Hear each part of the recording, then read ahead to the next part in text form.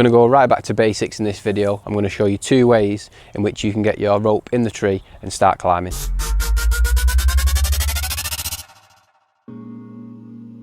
So a couple of ways of getting your rope in the tree. The obvious one is a throw bag with a throw line. That's kind of going to get you the highest anchor point or access into the tree.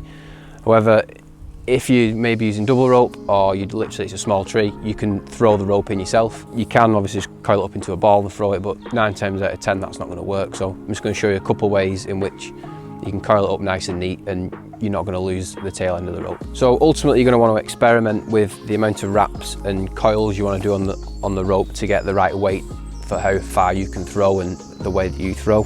For me, I tend to start off with the tail and I'll make around 4 loops like this. As you're making the loop, twist the rope, so that'll keep it nice and neat.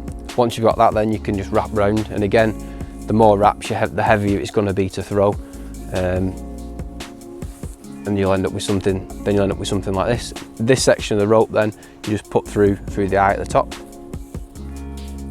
and pull it through, and this bit here is what you're going to throw. You can then hold it like that, so that you've got the loop. Hold that top bit. As you let go of that when you throw it, the whole bunch will go and it should unravel as it gets up there. Another way that you can do it to tie it off is to send the whole loop of this through there like that. And when you pull that, that's going to be locked off. Now the problem is, if this gets stuck in the tree, then if it's stuck in a fork when you're pulling it, that's not going to come out. As you let go of that, that'll all just unravel. Just like that. Now in terms of throwing it, you can throw it with one arm, which is what I tend to do, or you can go between your legs and throw it like that. Same with a throw bag and throw line as well. This section here between your other arm, you want to create some slack, because as you throw that, you want this slack to go with it. So I'm just going to create a few loops here to hold in this hand, and this section in between make quite long. So literally do that with your arms, so that as you throw it, that bit's not going to like snag as you throw it. And once you release it, point to where you want it to go, and that'll really help it actually go where you want it to. And the way I kind of throw it is, I'll throw this side and this arm will slightly follow it. Make sure you check that the tail end of the rope's going towards the tree and it's not all tangled. Get your feet somewhat together and you want to throw it up. With the way that we've made the rope and the ball, once it goes over the fork, it should just unravel and come down. Now, with a throw bag and a throw line, there's 3 aspects to it. You've got the actual throw bag or the throw weight on the end. These can vary. I always tend to use a 12 ounce. They can probably go up to like a 16 ounce and down to maybe like an 8 ounce. Just trial and error with those. As a rule, a heavier bag tends to go higher. But then I've seen people with amazing techniques with an 8 ounce bag who can get really high. So you've got to just experiment with them. Start in the middle. Lines, again, you can get really cheap lines, and some people even use fishing line and stuff. I wouldn't recommend doing that, but just again get a ballpark middle one and just experiment from there.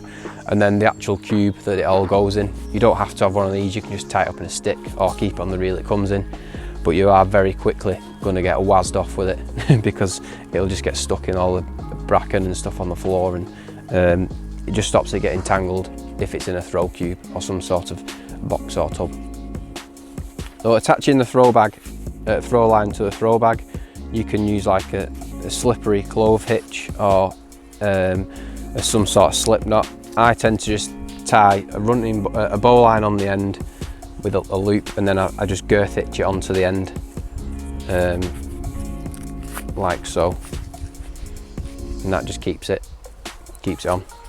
So in throwing the bag, you can again throw it one hand. That tends to be the most accurate one-handed, in that you can get a very vertical throw instead of just kind of going horizontal, or you can stand right underneath and go vertically up. The way I throw is I use 2 hands and use it in between the legs. Now that's just how I'm comfortable throwing it, but I can't get the very vertical throws. I need to be stood quite far back, and as a result I can't get as high. So practice with both, see what helps. So when you're actually throwing it, you want to take the line and push it through the actual eye of the throw bag. So when you push it through there, you then hold that section there, and it creates this like pendulum type thing.